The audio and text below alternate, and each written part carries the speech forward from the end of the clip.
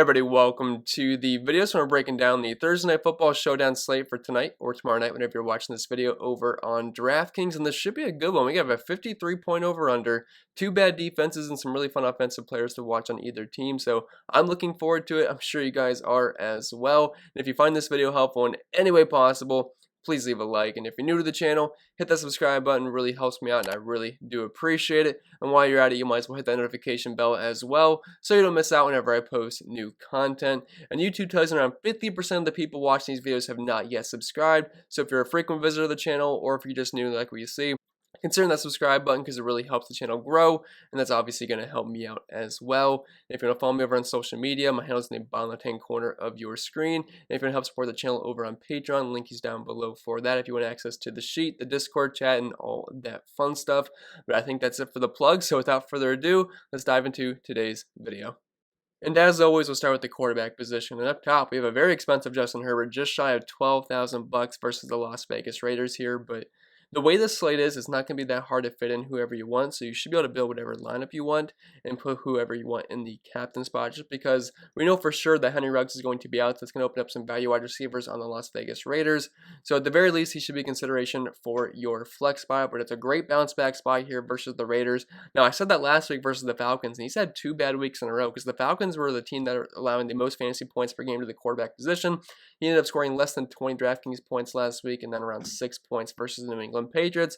So he's been on a pretty rough 2-week stretch for him, but I think he should be able to bounce back here versus the Raiders, expecting this to be a pretty high-scoring back-and-forth game for the most part. Both these defenses aren't very good, and both offenses have some pieces that can move the ball down the field, especially Justin Herbert. He's got good weapons. He's got Austin Eckler, Keenan Allen, Hunter Henry's a fine secondary target, and Mike Williams is a nice deep threat if he happens to be good to go for this game.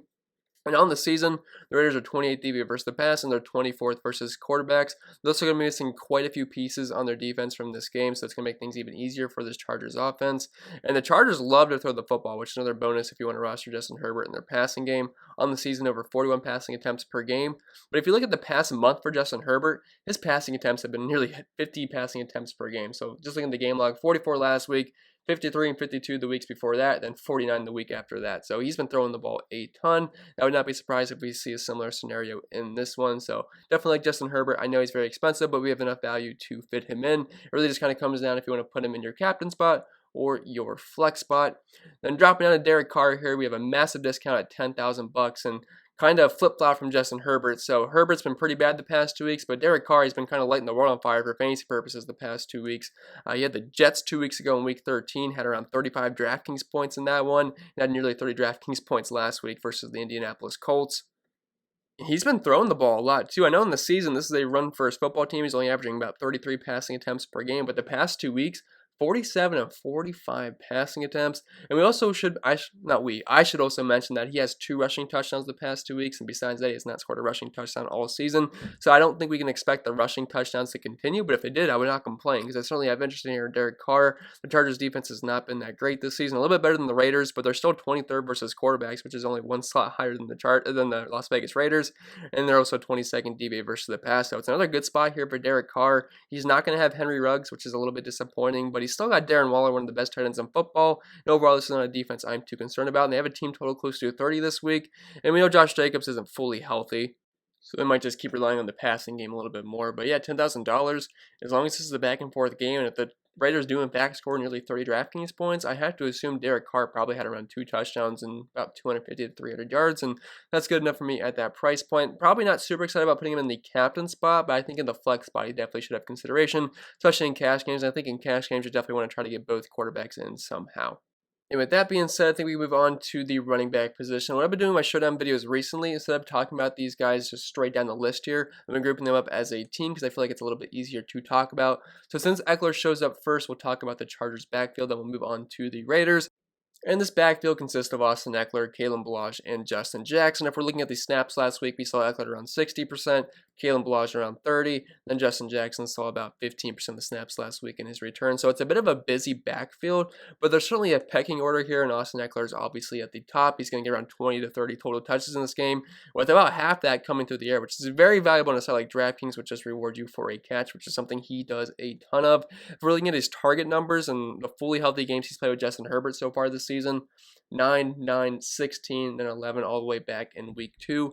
Now, if we're looking at his per game numbers this season, they're a bit skewed because he played 1 week with Tyrod Taylor, where he didn't really get involved in the passing game. Then week 3 only had 1 target, and he got injured and left the game. So it's going to count those games. So it's going to tell you around 6.5 targets per game and less than 6 catches and only an 18% target share. But if you take some of those games out of the equation, we're talking about double-digit targets and well over a 20% target share. So the numbers are a bit skewed, but it's a fantastic spot versus the Raiders. They are dead last, 32nd DVA versus the run, and they're ranked 28th versus running backs, meaning they're allowing the 5th most points per game to the position, and over 5.5 catches per game, which is right in Austin Eckler's wheelhouse. So we're looking at around 10 to 15 carries for Austin Eckler, and I would say anywhere from 10 to 15 targets, and that's very, very elite volume, and especially those target numbers. So I have a lot of interest in Austin Eckler. I'd say he's one of the top options on the entire slate. And then Kalen Ballage would be my second option here in this backfield. He only, I say only, played around 30% of the snaps last week, but he's only $2,400, which is not a bad price tag for a guy that saw 7 carries and had 2 targets. That's close to double-digit opportunities. Now, I'm not sure if we can expect that kind of volume again, but there's definitely going to be a role for him in this offense. They're not going to turn away from him and just use Austin Eckler. So if Kalen Ballage happens to find the end zone at $2,400, you'll certainly be happy with that.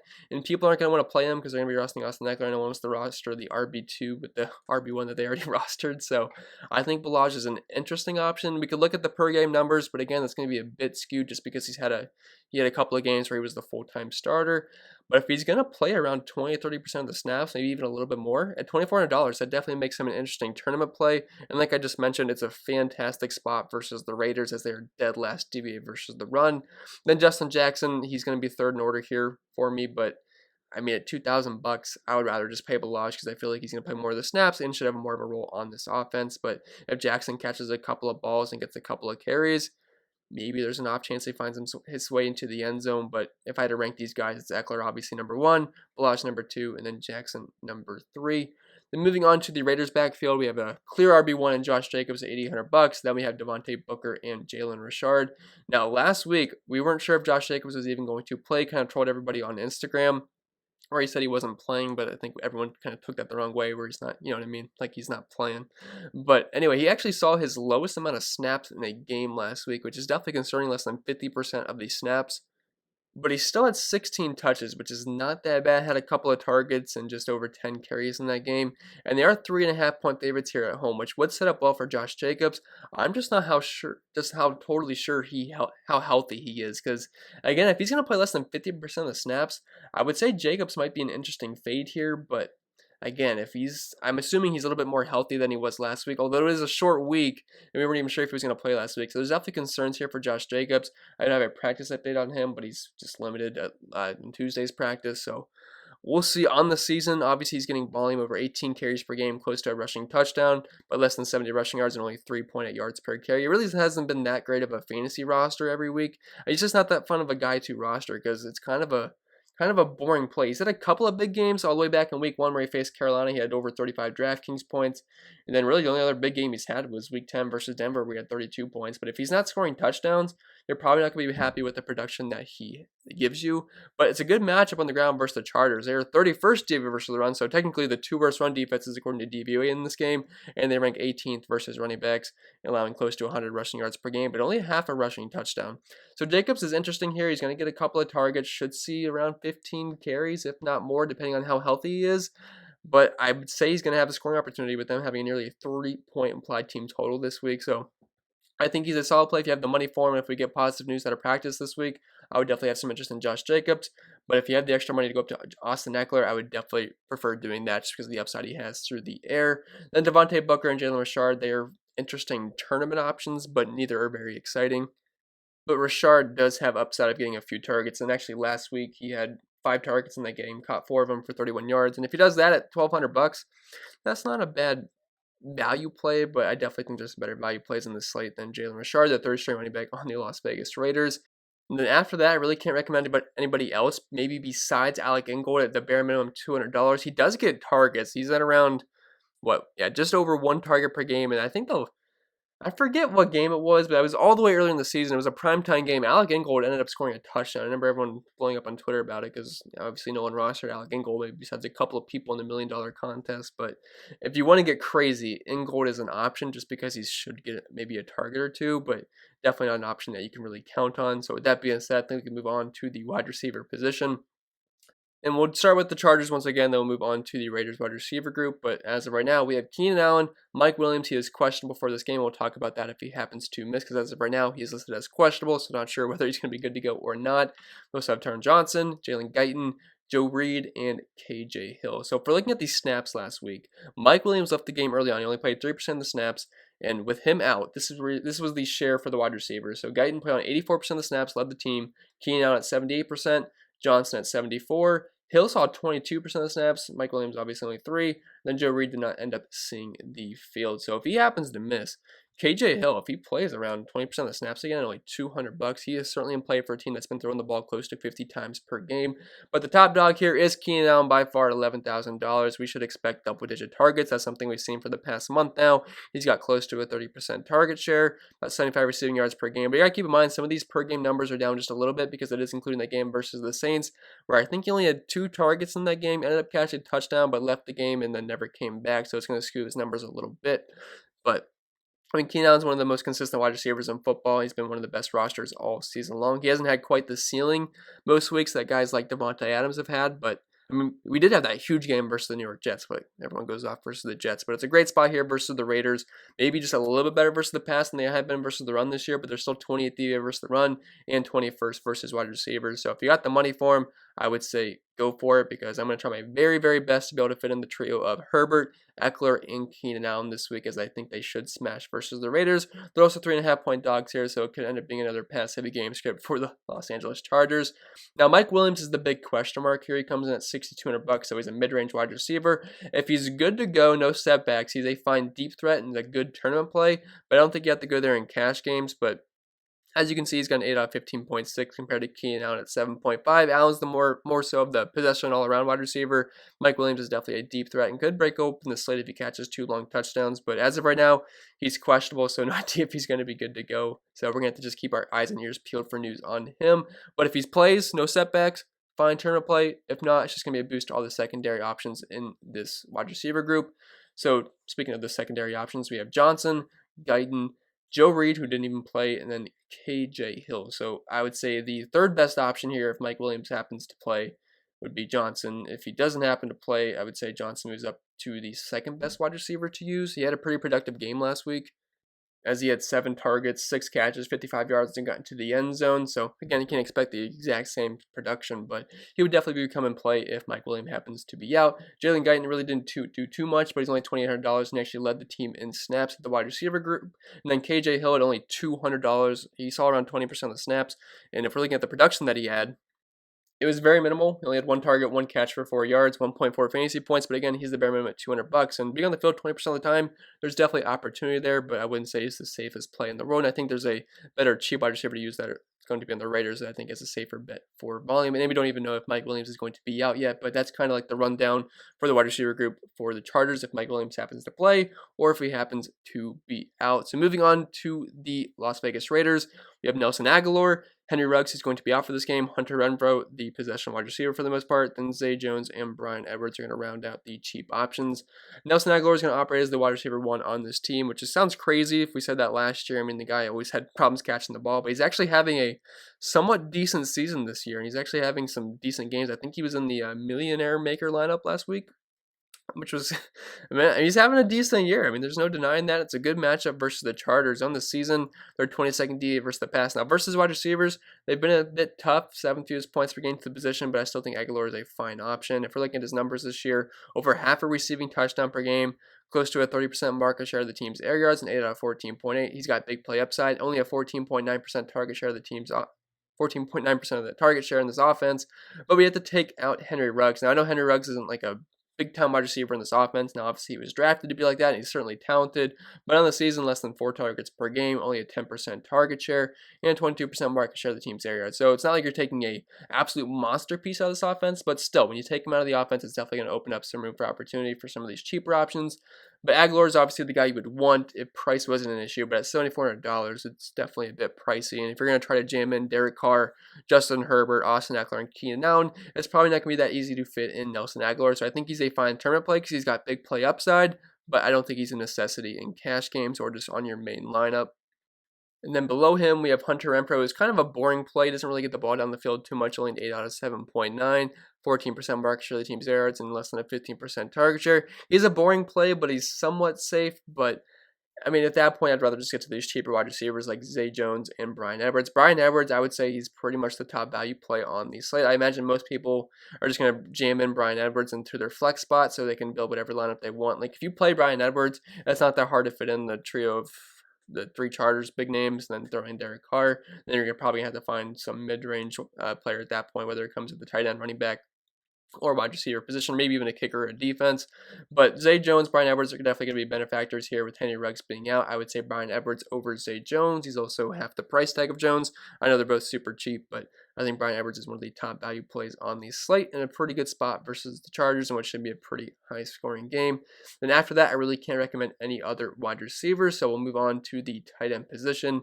And up top, we have one of the best tight ends in football, Darren Waller at $9,400. I'd say he's right behind Travis Kelce and George Kittle. He had a huge, absolutely huge game a couple of weeks ago versus the Jets where he scored about, 40 Draftkings points. I don't remember exactly what he did, but he might have been over that, but he still absolutely went off, had around 200 receiving yards, got into the end zone a couple of times.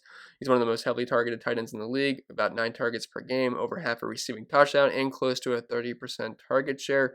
I know we already talked about all the Raiders wide receivers, and I'd said like Aguilar is the number 1 option, but Darren Waller is like the number 1 guy in this offense. He's pretty much the main wide receiver. So if you want to pair anybody up with Derek Carr, I would say Darren Waller is definitely the guy to do that. And the Chargers are kind of mid-pack versus tight ends this year, and they're also 22nd DVA versus the pass. And he's got a very nice tight end versus linebacker advantage matchup this week per PFF. So you got the money for Waller, great, but he's definitely below Eckler and Keenan Allen for me if you're spending up for a skill position player. Hunter Henry at $5,800, kind of a boring tight end to use, but he gets targets. I mean, over 6 targets per game, a 16.7% target share. If he doesn't get into the end zone, you're probably not going to be too happy that you played him, but if he does, I mean, there's certainly a little bit of upside there, but he's never the kind of tight end that's going to get over 100 receiving yards, 8 catches, and a couple of touchdowns like Darren Waller does, but he's priced like that. He's about half the price point, so I think he's a fine mid-range play if you happen to have around $6,000 left in your lineup. I don't think Hunter Henry's a bad play, and just hoping he hooks up with Justin Herbert into the end zone. And then after that, it gets a bit ugly at the tight end position. Foster Moreau caught a touchdown last week. I think it was 47 yards at 11.7 fantasy points. Not something you can really expect. Besides that, he really hasn't had production since week 4 this year, so I don't think you can really count on Foster Moreau. And he's $1,000, so I don't really see the reason to have to go there. Parham, that's how you say his name. Only $200. He did have 4 targets last week, playing around 20% of the snaps. He is somewhat viable at $200. Again, I'd rather just play like a guy like Bryan Edwards or Zay Jones at the wide receiver position for the Las Vegas Raiders. But again, $200. He had around 4 fantasy points. That's not bad. 4 targets, 2 catches. And if he finds the end zone, you're definitely going to be pretty happy at $200. And then we have Jason Witten, $200. Talking about a boring play, he's about as boring as it gets. On the season, he had a 4.6, about a 2.8% target share, less than a target per game, 0.85 catches. I mean, it's 4 receiving yards. It's just very ugly. If he gets into the end zone, though, at $200, yeah, there's a chance of that. He's done that a couple of times this season. I don't hate it. It's definitely not my favorite play in the world, but he is viable at $200. And then after that, I can't really go any lower. As for the defenses, not really interested in either of these defenses. Both are pretty bad, and we have a 53-point over-under game. So I'm expecting a bit of a shootout here, and I don't really think we can trust either defense. If I had to pick one, I would say the Raiders' offense is probably a little bit less appealing than the Chargers. So I would say the Chargers, although they are on the road, but they have the higher implied team total against them. But I guess I would lean Chargers, but I really don't have interest in either of these defenses. If one happens to get a defensive touchdown, it'll probably end up working out, but that's not something I can really project to happen. And then as for the kickers, if they hit their field goals, they hit their field goals and they become decent value plays. If they don't, they don't. It's really hard to project kicks, although I will say the Raiders have the higher implied team total at 28.25, so I would say Carlson probably be more scoring opportunities if Vegas happens to be correct there, and he's also $200 less than Michael Badgley, so I think he could be the better point per dollar kicker, but both are fine. It just comes down to if they hit their field goals or not. So that's going to be it for this video, guys. I hope it was helpful. If it was, make sure to leave a like, and if you're new to the channel, hit that subscribe button. Helps me out. I do appreciate it. Leave a like if you haven't already. Hit that notification bell if you haven't either. And if you want to support the channel over on Patreon, link is down below for that. If you want to follow me over on social media, channel is in the bottom left-hand corner of your screen. I think that's pretty much it. I'll see you guys in the next one. Oh, I should also mention we have a 2-game slate on Saturday, so I'm not sure which day I'm going to post a video for that. Probably end up being on Friday. I think that makes the most sense, but I gotta find a time to do my final look video for the main slate as well. So we'll figure it out. So just expect a couple of videos coming your way, because I'm not going to post a video on Thursday, I don't think, because everyone's just going to be interested in Showdown. So, all right, we'll see. Anyway, I'm going to stop rambling. So I'll see you guys in the next one.